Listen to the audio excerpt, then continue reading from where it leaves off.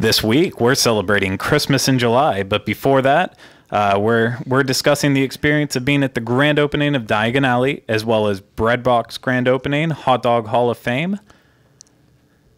From the Bob Varley Studio, this is the Diz Unplugged Universal Edition, Episode 13.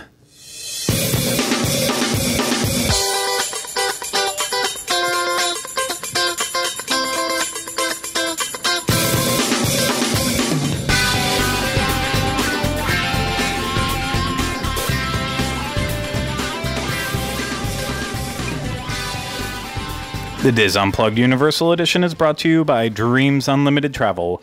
Visit them on the web at www.dreamsunlimitedtravel.com. Hey everyone, we are back once again to talk about all things Universal Orlando. I am Craig Williams. And I'm Sean Thompson.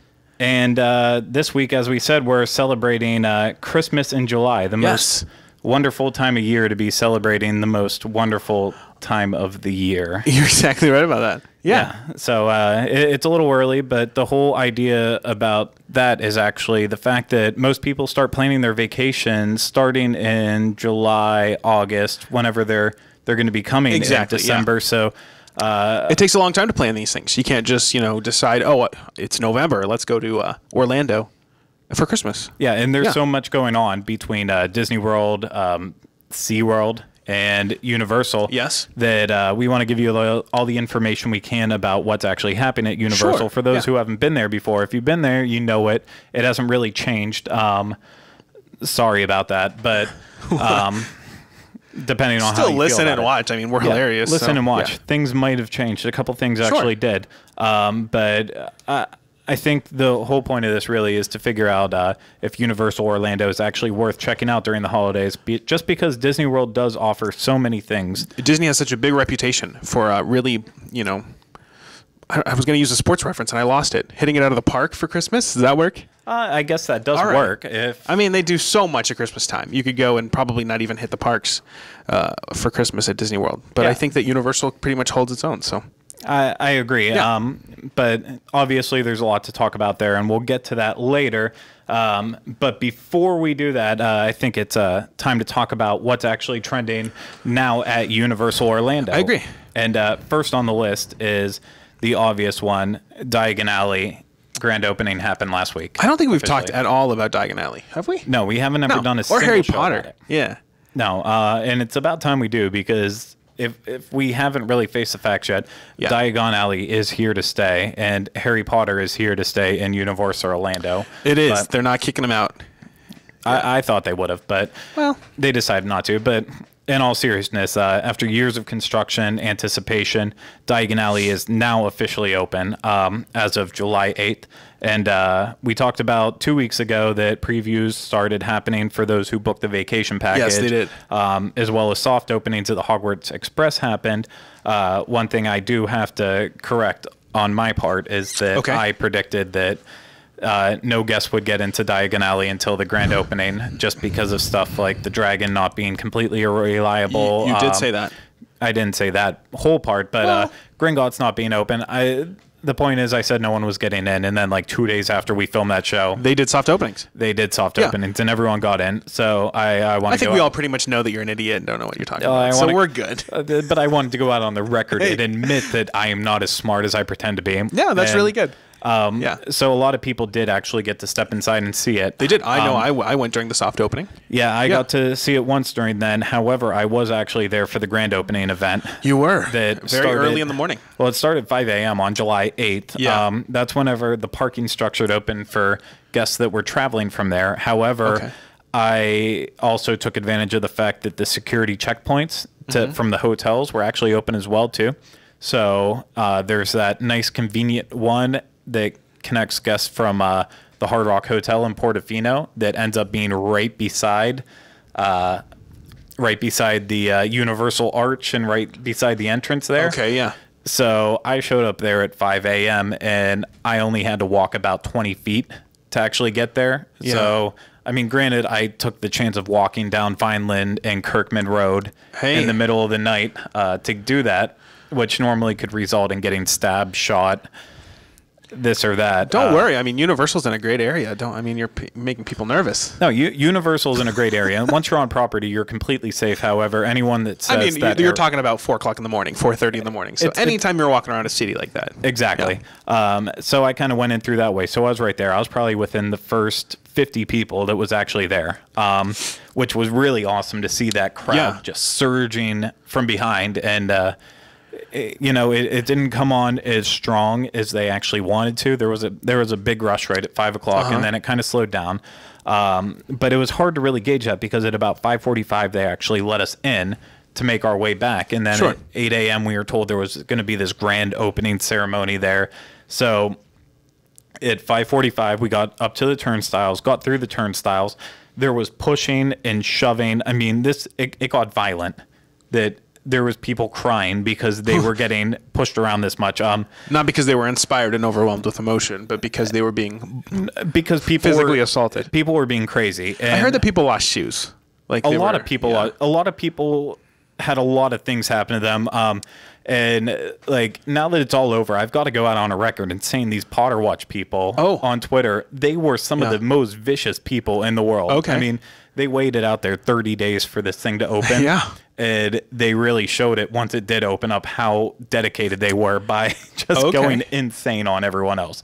But so we got that back there at about 6 o'clock-ish and then waited 2 hours for the actual grand opening ceremony. And they let about 1,500 of us right in the area. The first group of about 700 were on the side of the night bus. Okay. Then there was a big red carpet. Some of the bigger media, like newspapers, TV stations, were in the middle, and then on the other side was about another 700 guests, and then there was about 100 filling up the area where the sidewalks are in the London courtyard area. So there was about 1,500 people of us right in that area. And then J.K. Rowling was there. And then J.K. Rowling was not there because she is busy writing stuff for Pottermore.com right now. Yeah, writing about the 2014 Quidditch World Cup.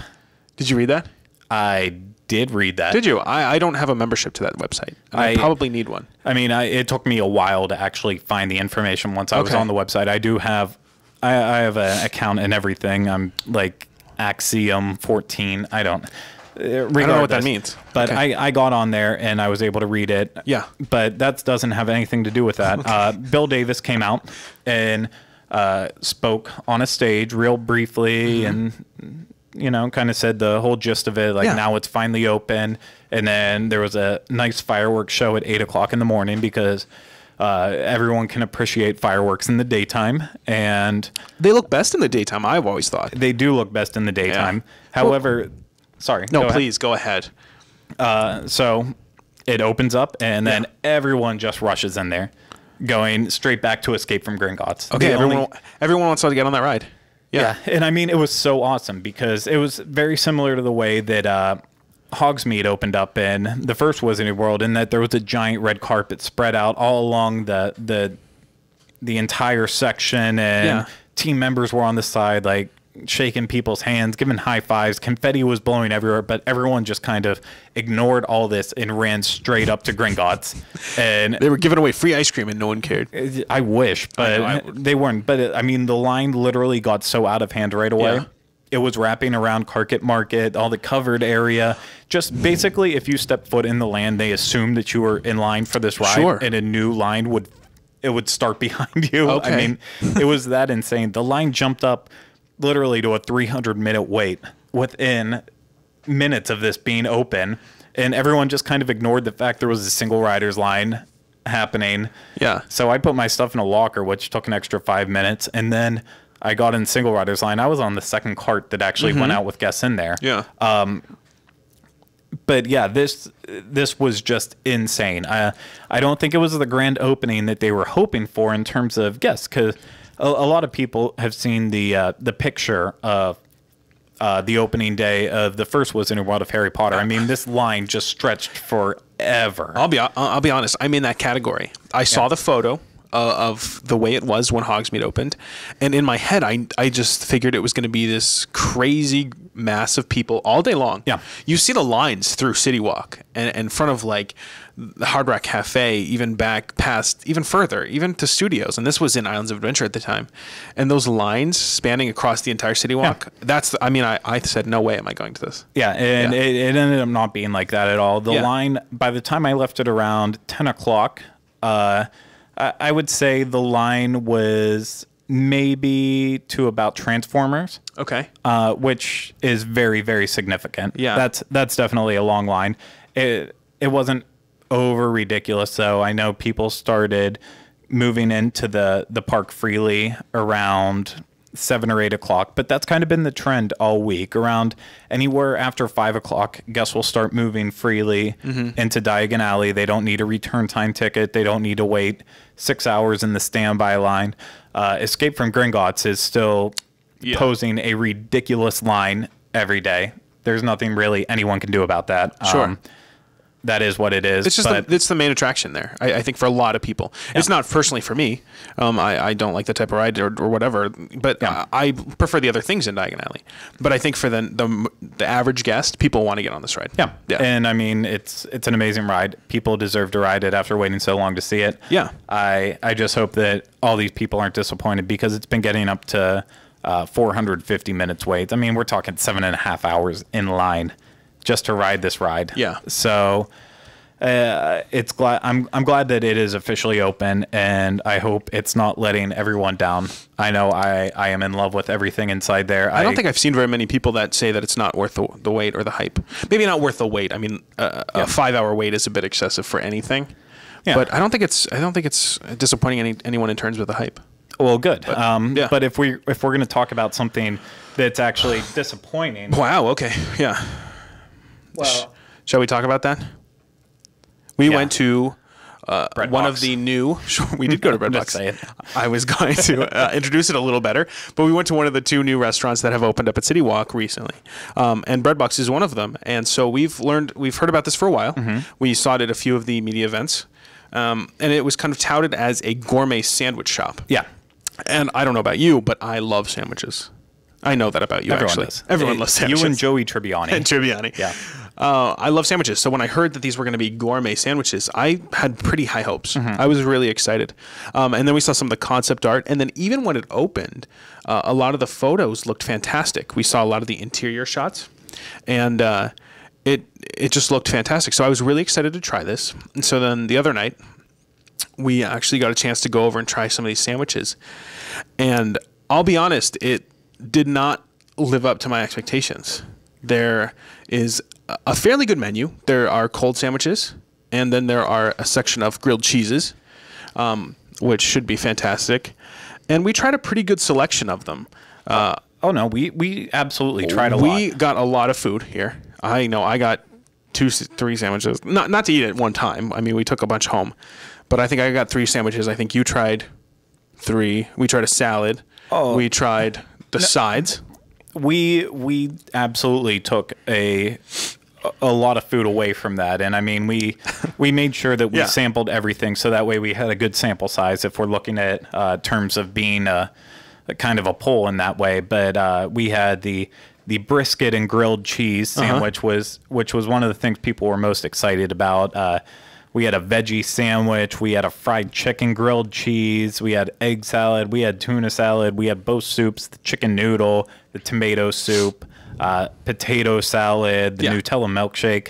And the fact of the matter is, I mean, without this being a full review, this was like a C- restaurant to me. It was. And I think a big issue was the wait. We had to wait for our food. 10 minutes plus. 10 minutes was on the good end. I mean, I waited 15 minutes for my complete order. And you're expecting this from Earl of Sandwich whenever you see a line of 50 people in front of you. You expect that. However, whenever you're in a restaurant where you show up and only 4 people are waiting in front of you, that is just completely unnecessary. Just absolutely ridiculous in every way, shape, and form. And I mean, they tried to say, "Oh yeah, we're still getting the the gist of everything. However, this restaurant's already been open for 3 weeks now. It's been a while, so it was hard to understand why it took so long. And especially whenever you're extremely starving at 8 o'clock at night after a long day of doing work, it kind of discouraged me from wanting to go back. However, I can't say everything was bad there. Yeah. The vegetable grilled cheese was the best thing on the menu that incredible. We had, hands down. Yeah, I mean, you had like 6 different kinds of vegetables going in. Tomatoes, and I think there was some mushrooms and some onions, and it was just a lot of stuff happening on that sandwich. It made for a really good flavor. However, things that should be a guaranteed, like the brisket one. I had the brisket grilled cheese, which I was super excited. I mean, you hear brisket and grilled cheese together, you think it's going to be amazing. One thing that you commented on that I think is really accurate is that 2 guys that love like meaty sandwiches. Like there's no reason that we shouldn't have loved the brisket one. There was a chicken one. I had the prosciutto BLT thing. These are sandwiches that should have been fantastic. We both ended up liking the vegetarian one the best. Yeah. Which seems odd, but it's absolutely bizarre. Yeah. But at the end of the day, I don't think it's something that people shouldn't try. However, for those people who really expect like a Earl of sandwich, which I think is what Universal was trying to go after in that kind of upscale sandwich, as they say, gourmet, and that's how we kind of present it. Yeah. They're going for that kind of representation there, and they did not hit the mark at all. I'm hoping that it'll be a little more time, but I hope that they get kind of the swing of things and they get the timing down, and then maybe some of the quality up. The first part is definitely the timing. We waited way too long for it. The second is the quality, absolutely, because the tomato soup there was more like drinking Prego. Okay. I'm talking about the spaghetti sauce. Oh, it was like Prego. It was like drinking Prego spaghetti sauce, and then the chicken noodle soup had this like gelatin texture for some reason. I don't know how that happened, but it did. Gourmet. Just bizarre, but those weren't that good, and like that's what you expect from a sandwich shop. You expect good soups to go with good sandwiches. Sure, and especially when you're marketing grilled cheeses.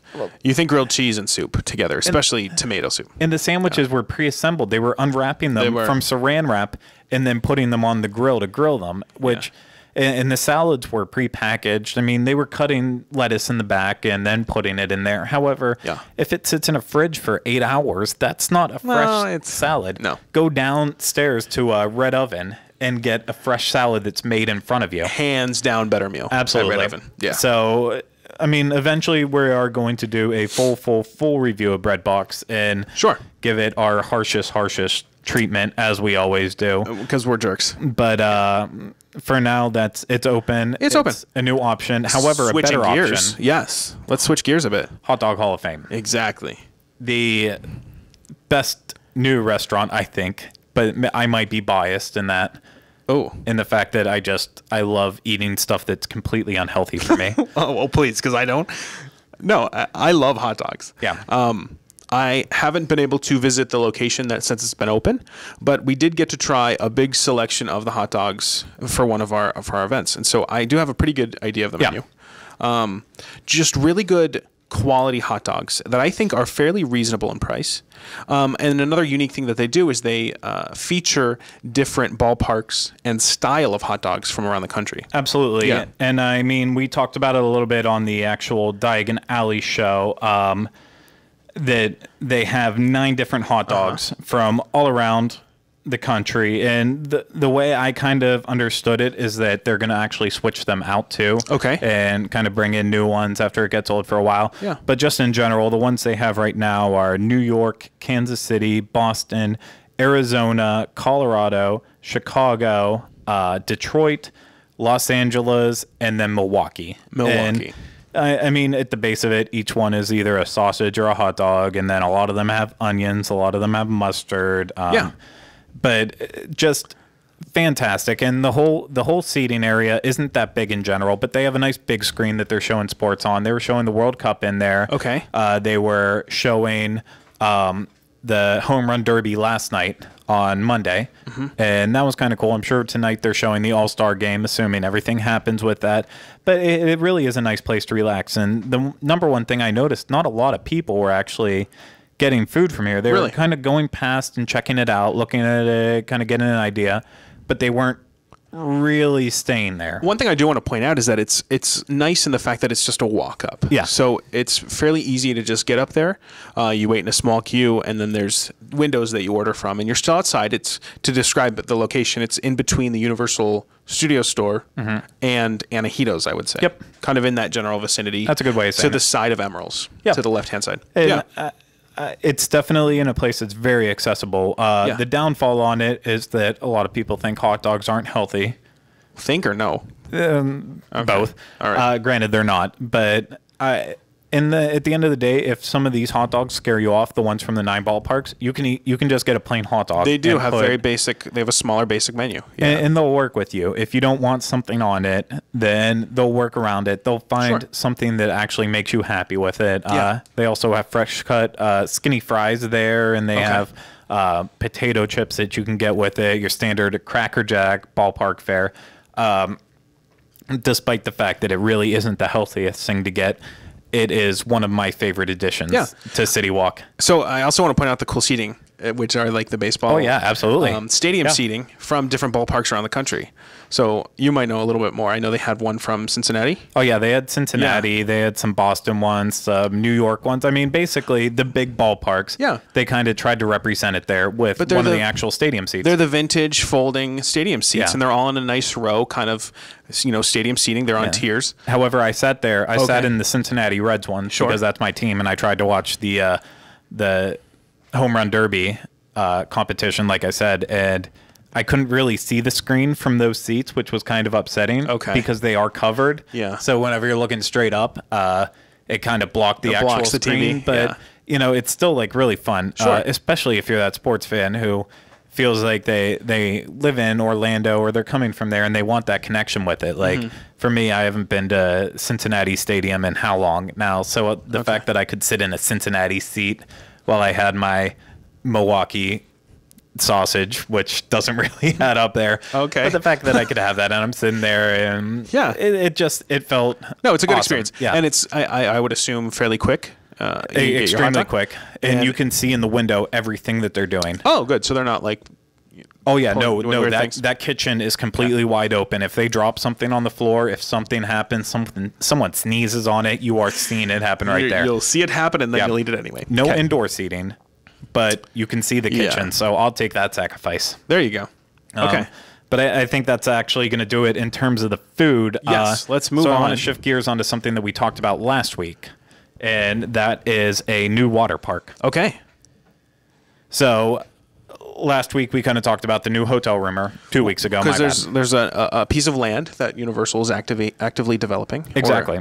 That they have and that they're starting to do some work on, and there's kind of like a hubbub about what's happening. We talked about Royal Pacific potentially expanding. Yep. We also talked about kind of like the convention aspect of Royal Pacific, maybe expanding into like a more business kind of thing. But some new developments came out this week. Yeah. That we think probably are involved. Well, and we did mention last week that there were some rumors about a water park going in that area, and I kind of nixed that because of the fact that Universal owns Wet and Wild. It might not be as amazing as it was back in the day before Blizzard Beach and Typhoon Lagoon, but a lot of things actually happened in terms of pushing more truth to the fact that there might be a new water park. So we're talking back in 2011, in March, specifically March 9th, 2011, Universal actually applied for a trademark on the name WonderSea Island. And the goods and services portion of it said for entertainment services in the nature of water parks. In the nature of water parks. So we're looking at a water park named WonderSea Island back in 2011. They applied for the name. That doesn't mean anything's going to happen from it. But they at least own the name if they were to do something. Exactly. Yeah. So on June 26, 2014, they also filed for Volcano Bay. And for the goods and services on that, amusement park and water park rides, amusement park and water park services, entertainment in the nature of a water park ride. Okay. So essentially what that boils down to is if Universal were to do something, they have the possibility, because they own the rights, to have something like a water park called WonderSea Island, which would be the name for the water park. Which is going to now feature a land or a water park ride called Volcano Bay. Volcano Bay. And the fact that, 3 years ago, they trademarked the name WonderSea Island. Yeah? If it happens, it happens. If it doesn't, it doesn't. That's whatever. But now, 3 years later, they have Volcano Bay that is saying it's going to be in the nature of a water park ride. It seems inevitable. It all kind of adds up. Yeah, and I mean, Volcano Bay fits into WonderSea Island. Volcano Bay might end up going in Wet and Wild, but to me, that doesn't fit. This fits into something that would happen in a WonderSea Island. A WonderSea. I mean, island, volcano. It fits right into each other. It does. And we've talked about this before, but I think that Wet and Wild kind of has... it's not to the same level of water park as Disney's Typhoon Lagoon and Blizzard Beach. In Pittsburgh, we had Sandcastle, and that's what that felt like, just a water park built in a city. Yes, exactly. And I feel like that's what Wet and Wild is. It's right on the road. There are some great water slides. Sure, I think you can have a great time at Wet and Wild, but it's not to that themed quality. And it almost sounds like these types of things, WonderSea and Volcano Bay, would add something for Universal to that level. I know SeaWorld just did it a couple years ago with Aquatica. Oh, yeah. Where they really upped their game with the water park. So I have a feeling it's inevitable. And I feel like this could look so perfectly next to Royal Pacific. Oh, yeah. Having with Volcano. Oh, my gosh. There's so many things that could be done with it. I completely agree. I mean, at this point, it's only waiting for Universal to make an announcement, see what else happens. But right now, it is considered a rumor, but I think WonderSea Island is basically a fact. It's coming. Yeah. Just depends on when. Okay. But for actual solid truth, getting off of that, going on to Halloween Horror Nights, the second most wonderful time of the year in terms of... It is, yeah. In terms of Universal Orlando, we have our second house officially announced for Halloween Horror Nights, and that's From Dusk Till Dawn. Which I have no idea what the hell it is. Okay. It's a show. It is. It's a show on El Rey Network, which is... I didn't even know that was a network. It's a network that if you live in Central Florida or anywhere that has Bright House, it's on like 940. It's on channels. You have to search to find it. It's not on HD yet. But it's a network that is primarily for Spanish audiences. Okay. It's made by Robert Rodriguez. He's the director of From Dusk Till Dawn, as well as the El Mariachi trilogy with El Mariachi, Once Upon a Time in Mexico, Desperado. I don't know any of these things. He was the co-director of Sin City. He did Spy Kids. Oh, that's what I know. Movies. Yeah. No, obviously I've heard of these things. I haven't seen any of them. he has an eclectic... There's a certain library catalog of films that he's done.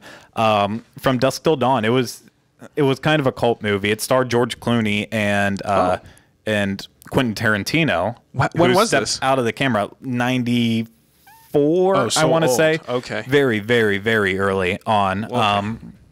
It was kind of in the middle of George Clooney's career, if you want to say. He got started in the 80s, so it would have been early now. But regardless, his starring role on Golden Girls episode. Yeah, exactly. Yeah. But so it was originally a movie, and I'll read instead of talking about the movie. I'll talk about it. This all-new maze, inspired by the critically acclaimed television series, will thrust guests into the deviant world of From Dusk Till Dawn, where they will encounter sordid mythological creatures known as culebras. Yeah.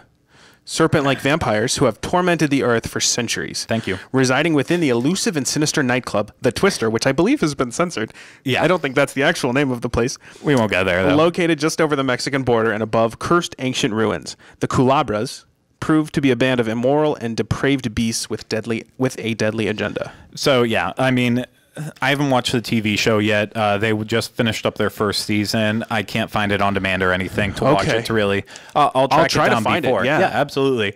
But I'm basing it off in terms of the movie. So George Clooney, Quentin Tarantino show up at this divey bar late at night, and then all these vampire type creatures start to go. We've got one on the screen, but they're like snake ladies with like scale skin and they're absolutely crazy. It's a really campy cult movie. I love it. It's available on Netflix, or it was at one point in time. So the movie is readily accessible, whereas the show really isn't so much. But I mean, it's a very interesting twist on the fact that they're kind of putting this in the same group as what La Llorona was in last year. Oh, okay. You know, this is kind of going to take over the mythological section. So even though it is based on a television series, it's going to serve that purpose. And if it's anything like La Llorona, which was one of our favorite houses. That was hands down my favorite. I think that it's going to be an amazing house. And at the end of the day, anything's better than more Walking Dead.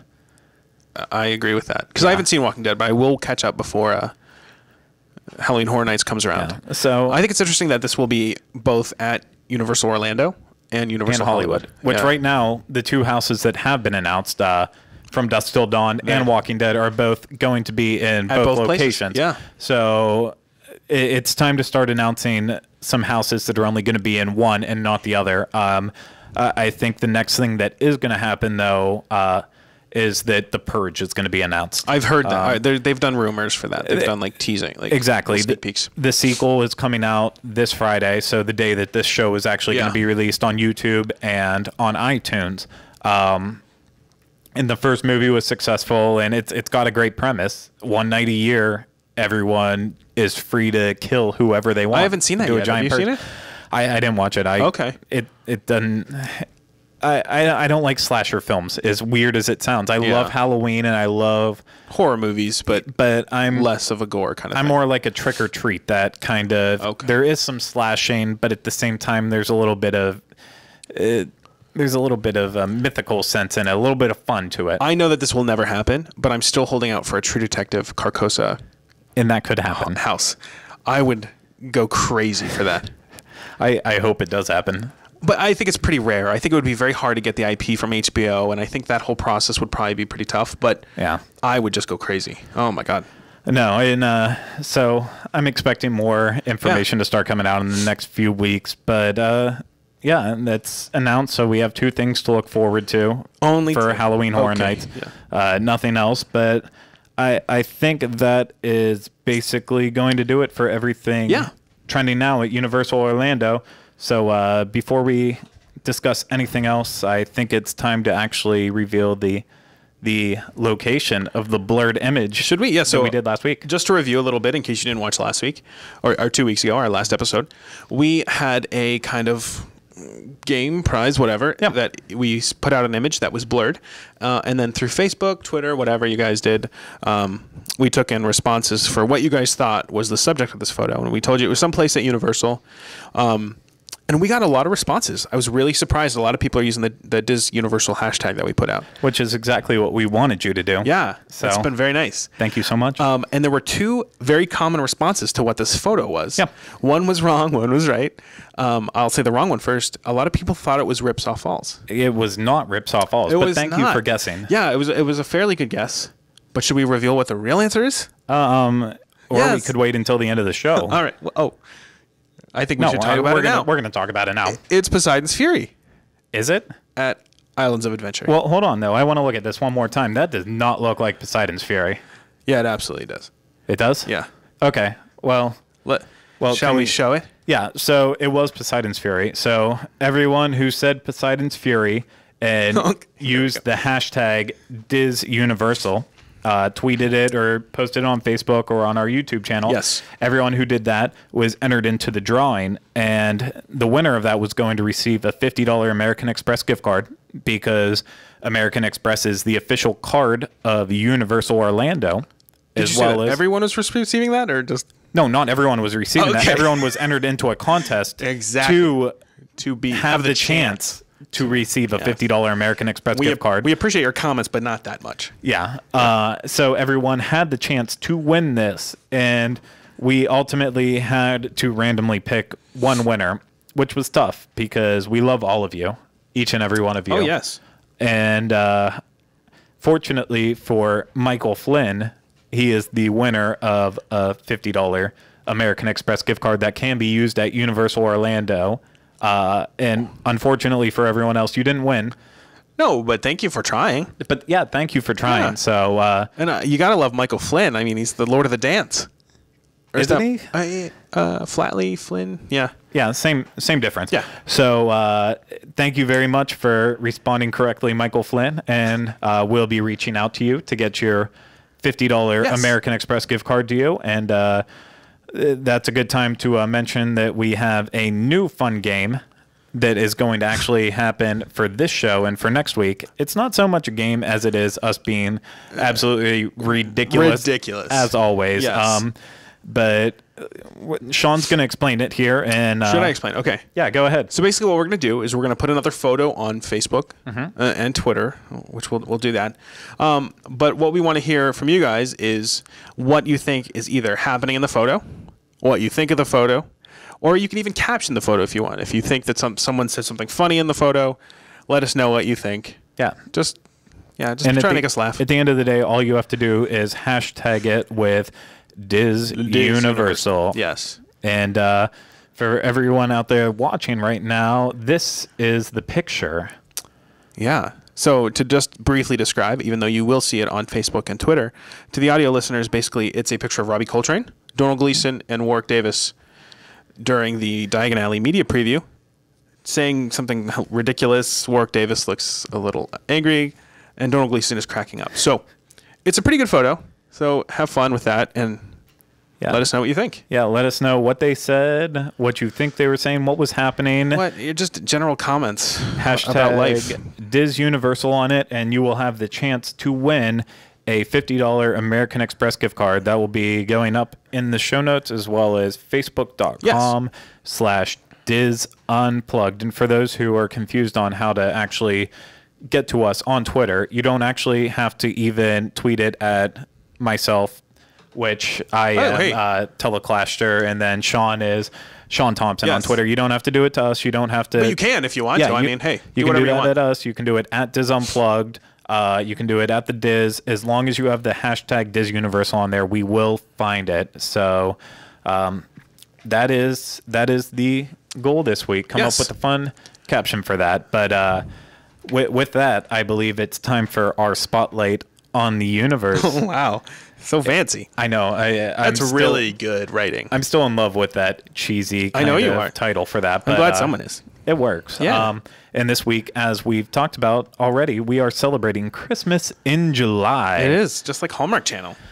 I know, and that's been starting to get to me because every night there is another Christmas but it's over movie now. on It was just a week. Don't worry. Well, thank goodness, because I'm about over that. I mean, it's a lot to handle.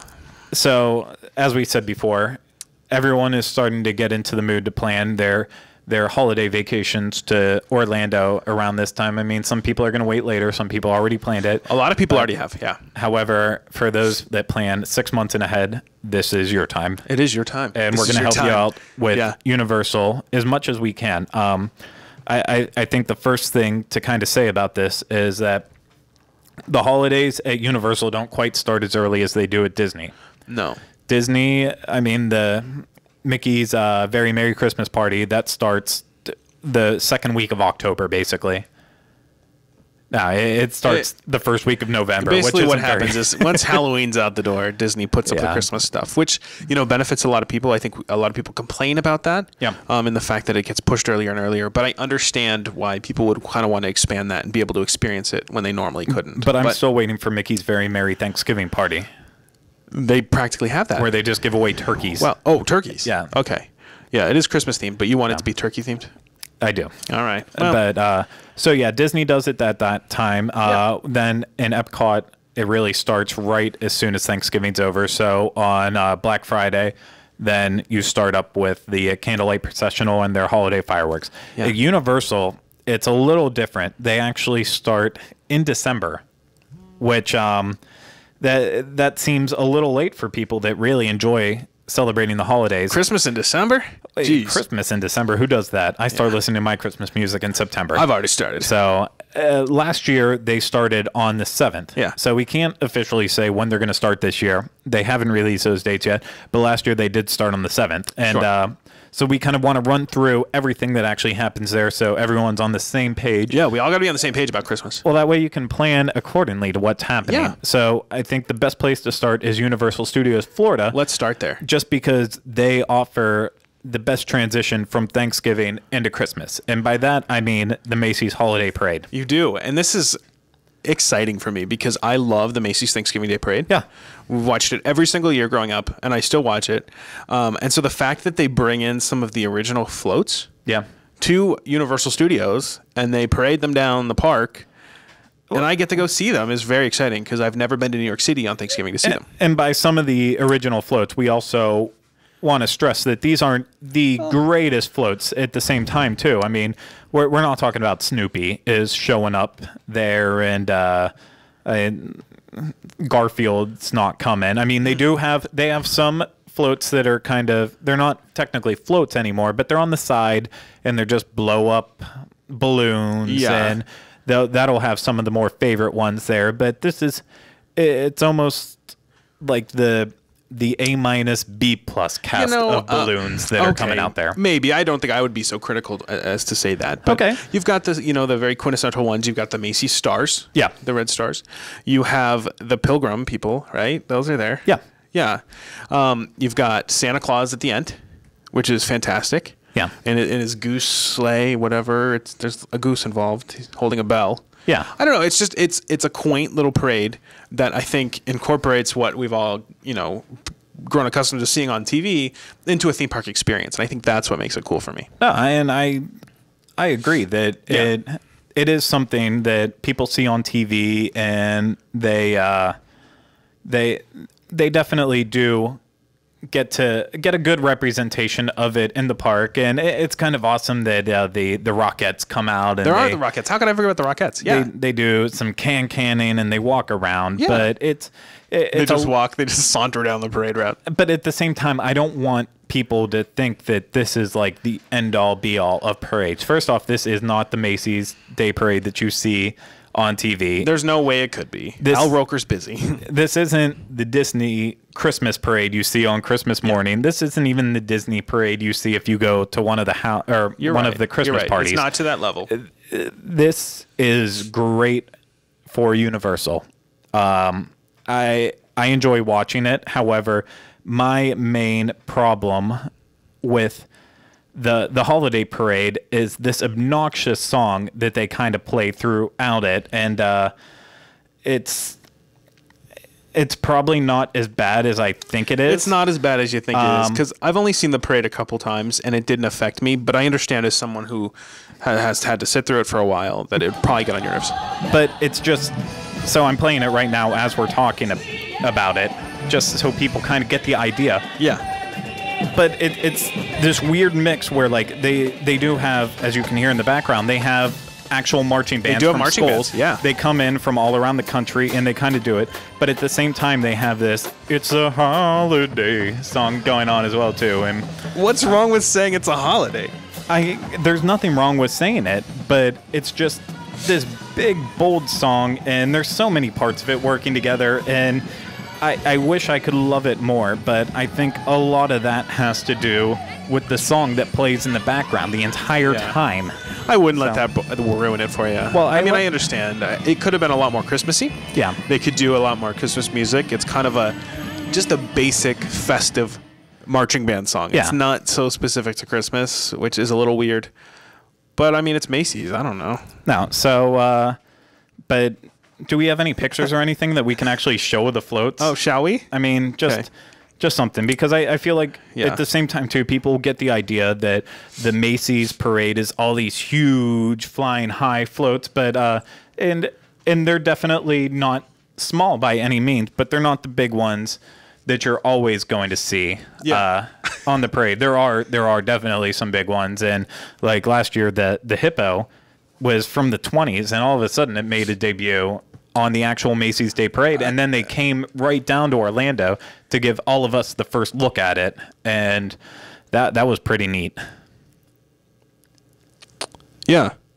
Oh, that's... I don't know what else to say about that. No, there's a lot, but just in terms of details, the parade basically starts at 5 o'clock every single night except for the week of actual Christmas, usually from the 26th to the 31st, and on that time period it starts closer to 8. But so that also has a lot to do with the fact that if you're standing in New York Street, kind of right outside the Macy's building, which what a surprise, they're going to do something special right outside the Herald Macy's Square building. Yeah. That's what it's called? Well, that's what it is in New York City. Okay. Haven't you ever watched the Macy's Thanksgiving Day Parade? Absolutely. The parade starts when it gets to Herald Square right in front of Macy's. If you say so. I do say so. Okay, so what happens outside of there? I don't know. They do a show. Yeah? Yeah. Okay. That's like in the pre-parade when all the Broadway musicals do a show beforehand, and it's kind of boring, but you sit through it anyway. Well, in this one, this is where Santa Claus parks out at, and they have some of the characters standing around, and the Rockettes are there, and that's also conveniently right in front of the Christmas tree that they have in New York that's sky high. I mean, it's gigantic. But it's a beautiful fake tree. But it is. It is. I mean, the key word there is beautiful. And not then fake. the second key word there is fake. But it's a great tree, and Santa stops there, and he says, okay. So we're many gonna voices here. We're going to light this sucker up on 3, 2, 1. That's paraphrasing it, but then you took a couple liberties with that. But I did. It's the basic gist: is he lights up the Christmas tree, blah blah blah. Christmas tree gets lit, and then some confetti shoots out because everything needs confetti, and that officially starts Christmas for the night. Because in the morning it didn't really happen until right after. But that being said, I mean, if you're going to watch the parade, there is a lot of awesome areas to watch it in. Up and down Hollywood, and you can't go wrong with a location to view this. However, I feel like if you truly want to experience the Macy's Holiday Parade, you have to be in New York, and you have to be right in front of that tree. And you I completely agree. That ceremony. It was a great experience because then even the Rockettes stopped right in front of us and did their dance right there, and we got to see everything. And they take some pictures, and it's just a really. Despite my issues with the soundtrack to the parade, it's a good time. It is a good time. And I think some people do walk away disappointed, but at the same time, it's a parade. They don't have to to it at all. No, it's something special. Going with your expectations level. Exactly. So, also in the studios, going to jump around here, but they have 2 specific shows that go along with everything. Yes. And by that, I'm talking about the Blues Brothers Holiday Show. Okay. As well as a Barney holiday. Barney?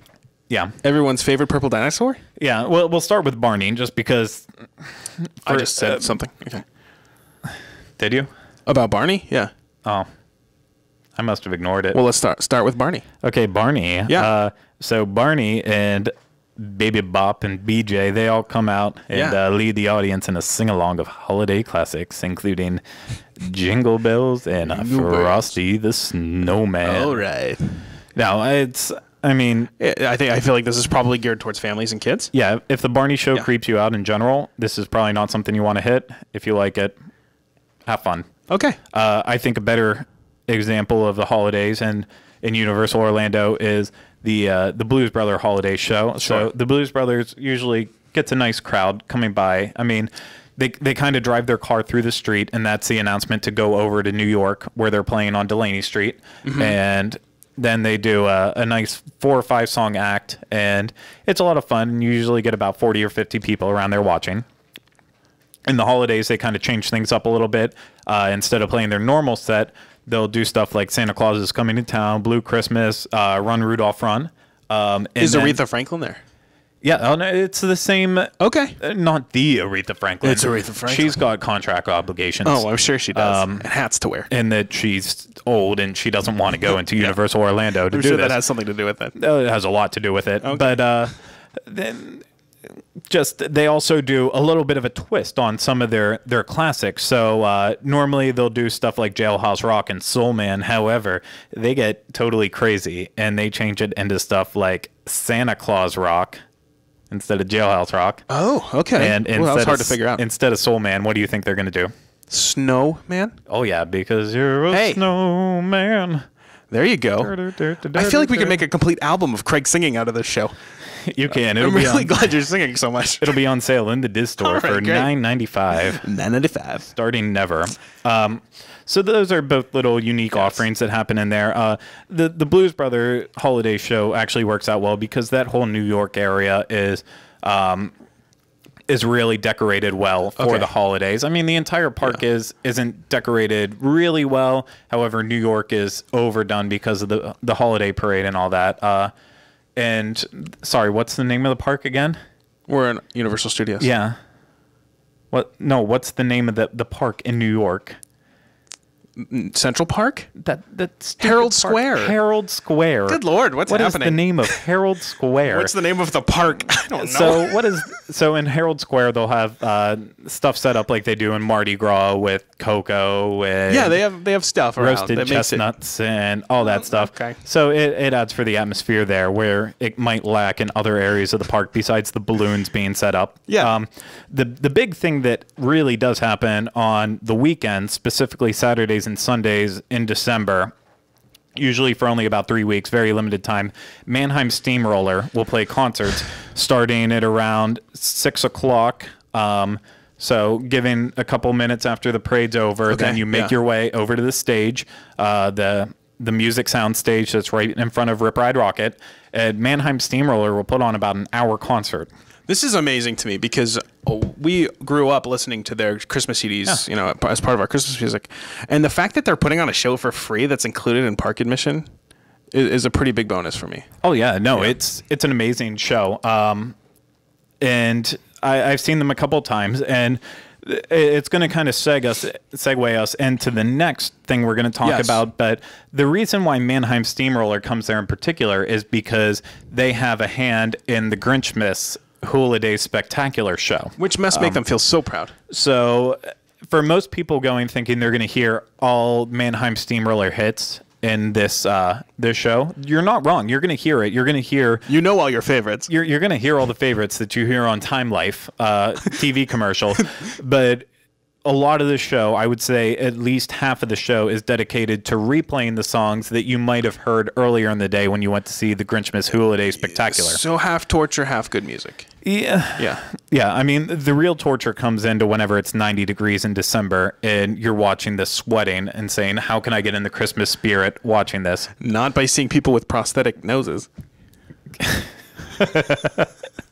I hate the Who's, by the way. Yeah, well, let's talk about then. Let's go over to Islands of Adventures and get into the creepiest time of the year. I hated this. Grinchmas. Hated this. For your reasons, though. No, I thought they were horrifying looking. All right, so you've got Grinchmas. You hate it for other reasons? I enjoy Grinchmas. Okay. No, so first let's talk about the show. We have the show Grinchmas Hula Day. Hula Day Spectacular. Yes. Come on, get it right if you're going to say Hula Day Spectacular. I'm so sorry. And basically, they retell the story of how the Grinch stole Christmas. Yeah. Not the one that we grew up and loved. I will argue that it's a weird mixture in between the Ron Howard movie starring Jim Carrey and the one we love. The one we love. It's a strange mixture of it. It doesn't work all the time, but it is a retelling of it. Exactly. And it's live singing, live characters. Yeah. The Grinch is there. You're going to hear your favorite Grinch songs like You're a Mean One, Mr. Grinch, and Where Are You Christmas? Where Are You Christmas by Faith Hill.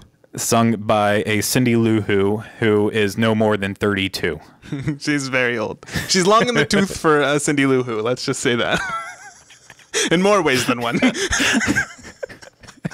don't know why that's making me laugh so much.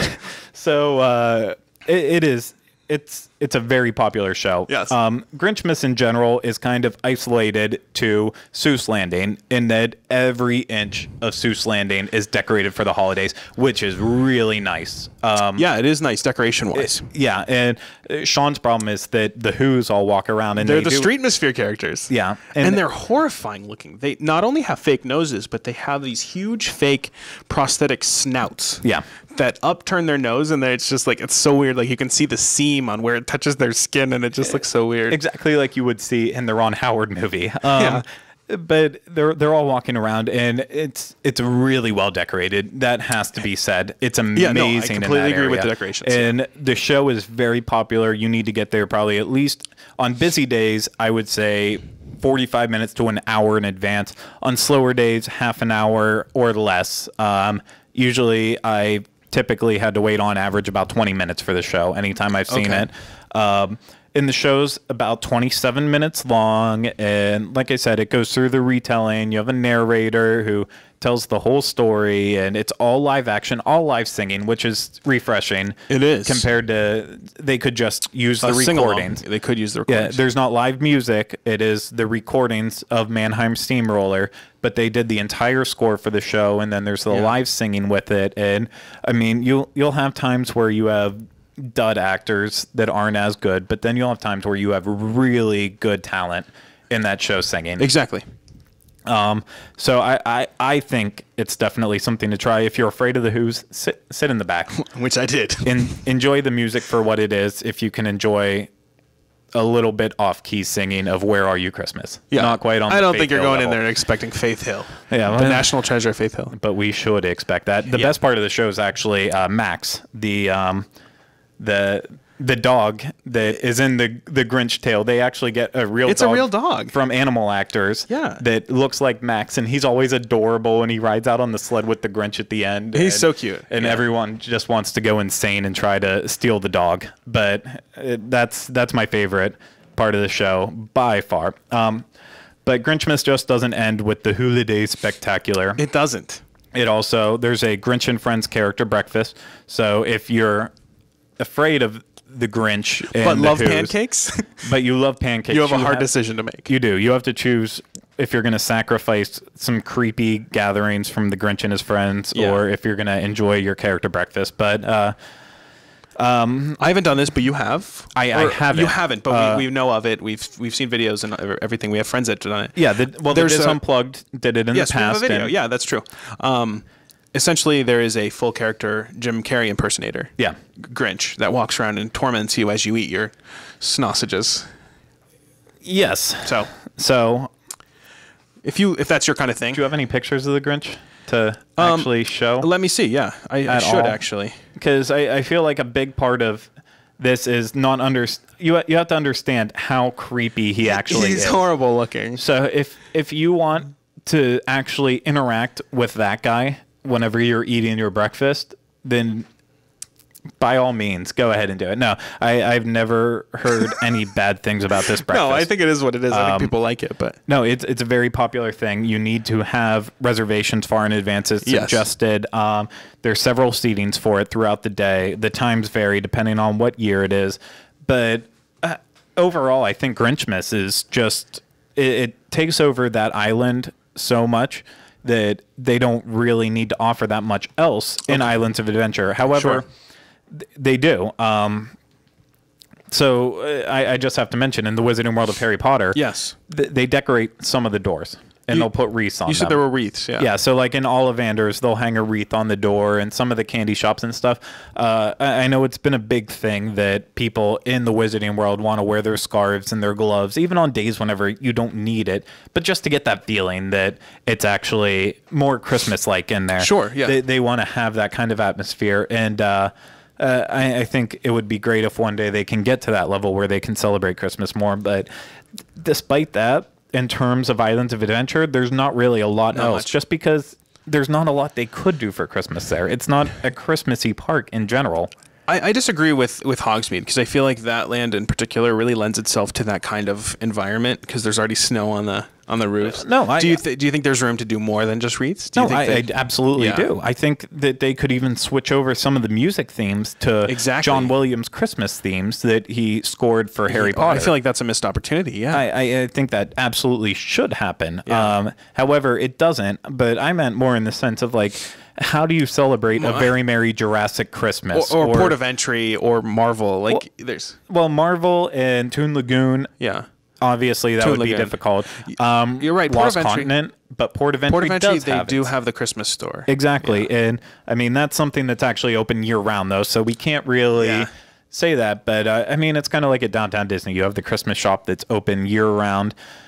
Port of Entry has its Christmas shop that if you want your Betty Boop name ornament any time of the year, that's where you're going to go. That's the place to go. And it is a nice shop, though. Yeah. And it's good that they do offer that year-round. And I think in Port of Entry, it does fit in, because a lot of people, that's a whole other segment in itself, people misunderstanding Port of Entry for just being some weird way. But for those who have cruised and seen a port you get off on, this is an exact representation, although albeit old scaled and stuff, but just random shops and eateries all around. Less people screaming at you. Oh yeah, definitely. But I agree with what you're wait, saying. do you mean if you stop on a cruise line. There's a lot less people in St. Martin yelling at you than there are at Port of Entry. I don't know. It's basically equal. No, there's a lot of yelling in both. There's a lot of yelling. But no, the Christmas shop is wonderfully done. It's someplace you can go year round, and if you're looking for Christmas decorations, you can't find it anywhere else. Sure. Check out the Christmas shop. Go there. Should we talk about the resorts a little bit? Yeah, let's talk about Okay. So similar to the way Disney does, especially their deluxe resorts, but also their moderates and their value resorts, they usually decorate. They put decorations out, especially a tree, some lights that they put up at the resort. Universal does the same thing. So I know Portofino, they have Santa. You can go meet Santa. They have a holiday dive-in movie at the pool, which I think is cool.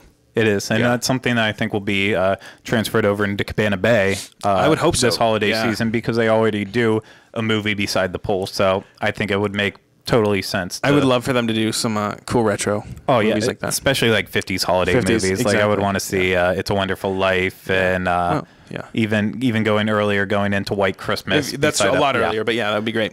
But and then at Hard Rock, they do some holiday buffets and different dining options like that. They also offer Hanukkah candle lightings. Great. That's your thing. And nothing wrong with that. And then if we're going to extend the holidays, which technically it's still a part of the holidays, they also do a New Year's Eve party with a balloon drop there. I think that's really cool. It is. Yeah. No, I mean, I don't know a lot of places that do that actually at resorts themselves. Yeah, I completely agree. I would love to, and we already talked about Cabana a little bit, but how cool would it be to have a 1960s themed New Year's party at Cabana? It would remind me of Forrest Gump whenever Forrest Gump and Lieutenant Dan are in the bar and they're watching the ball drop and there's just a lot of sadness. There is a lot of sadness. Well, hopefully it would be a little different than that. Hopefully. Yeah. But I'm not taking any chances on that.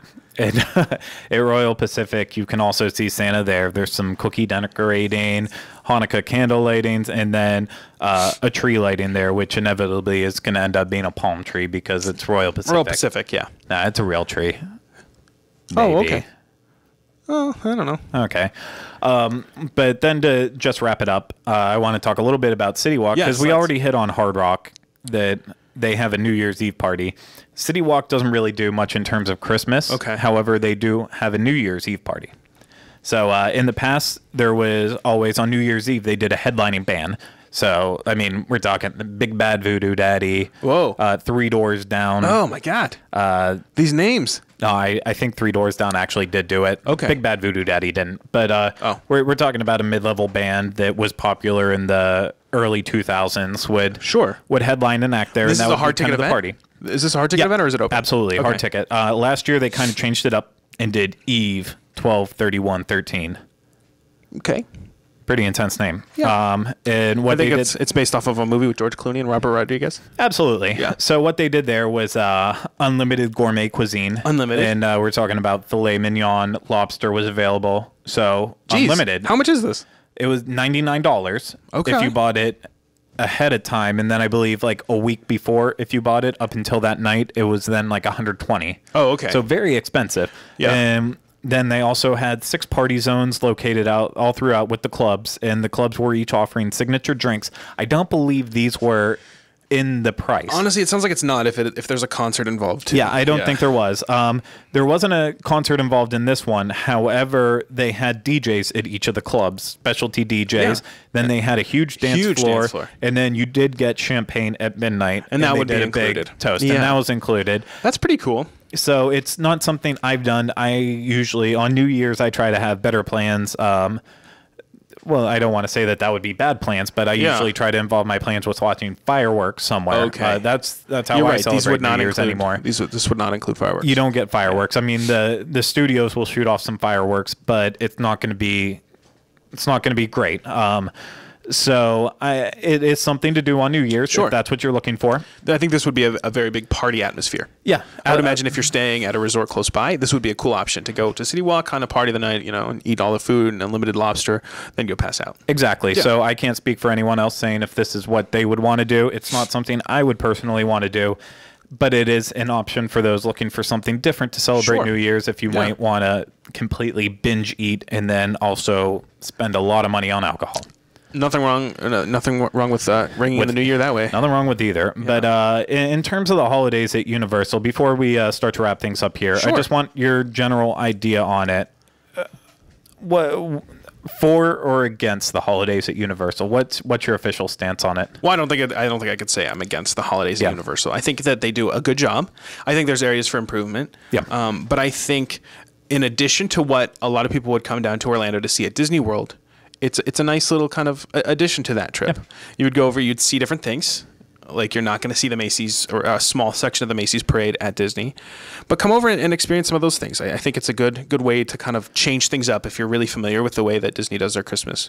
Absolutely. Yeah. And I'll even go off on that and say, if you've seen Disney Christmas once or twice and you're looking for something a little different, just because, I mean, the Christmas party is basically the same every year. The fireworks are the same. The candlelight processional, they'll change small parts, but it's basically the same. If you're looking for something a little different, I think it's definitely worth taking one day to try to catch all of those. If you can do it on a Saturday or a Sunday whenever Mannheim Steamroller's here, assuming they come back again this year. I hope that they do. Which they've been here for every year for the past how many years, so I'm almost betting on my life that they will. But as long as you can see them, then I think it's definitely something that should be seen. And I do too. And I think if you have some kind of bizarre fascination with the Grinch, maybe make it 2 days. Devote a full day to the Grinch. Everyone knows the Grinch story. I mean, for Christmas people, it's a big part of that. I mean the Jim Carrey version. Shut up. Oh, fine. No, Sing some more. I definitely think it is worth checking out. I wouldn't put it on the same level as, like, if you love Halloween, you have to see Horror Nights. No, if you love Christmas, you don't necessarily have to hit this. However, I think for people who definitely always do Christmas in Orlando, this is something that they need to give an option, so that way they round it out completely. I completely agree with that. And if you're staying at Disney, there are obviously tickets that can give you transportation access over. That, it's a really good deal. Get transportation over for the day. Go to the parks, see everything, come back to Disney. Doesn't really take that much out of your vacation. Completely agree. Yeah. So there's a lot of options on that. But I think that's our official stance on Christmas. We are both pro-Christmas. Pro-Christmas. Yay. Yay. And but before we go, we just have one last tip for everyone. I think it's something that we need to leave you guys with. In case you got nothing out of this, for those listening and watching, if you feel like you've wasted all your time, here is one final tip that might make your lives a lot better. And it's about water. Okay. Am I saying the tip? Do you want to? I can if I might get it wrong, but if I remember correctly, go with it. It's not here. The tip for water is that you can get free glasses of water or cups of water from the Coke Freestyle machines throughout the park. Yeah, absolutely. And at the resorts. So obviously I said cup, but I shouldn't have said that. But water will come out of the Coke Freestyle machines for free, which I think is cool because it's also filtered water. Yeah. So at Disney, sometimes you got to go up to the quick service, get your water there, and it's kind of a hassle. This way, water just comes right out of those machines. It's filtered, good water. So if you have a bottle, bring it with you through the parks and at the hotels and get free water from there. Yeah, so that's our tip for you. Okay. If you want free water and you can't track down a counter service place, find a Coke Freestyle machine. There's several. There's one at Richter's. There's one close to the entrance of the park. In the Islands of Adventure, there's a bunch all around. In Jurassic Park, all over. Marvel as well. And if you want free water, go up to those machines, refresh, stay hydrated, especially in the summertime. It gets really hot. Especially at everyone's Christmas. so excited running around for Christmas. Absolutely. But with that being said, that's going to wrap us up for this episode of the Diz Unplugged Universal Edition. So thanks for sticking with us, guys. And we will be back in about 2 weeks. 2 weeks. With more. With more. Thanks.